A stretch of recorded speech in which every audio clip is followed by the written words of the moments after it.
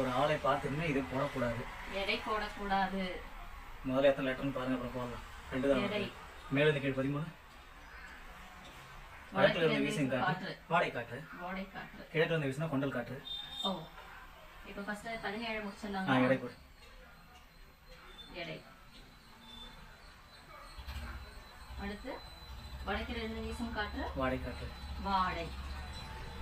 இடம்ல வந்து பாருங்க, வீட்டின் வாசல் நுழைய போய் வாசல். வாசல். ஓகே, எனக்கும் ஒரு வாய்ப்பு தாங்கறேன்.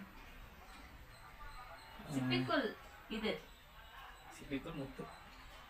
இருங்க முத்து. மேல இருந்து கீழே 8.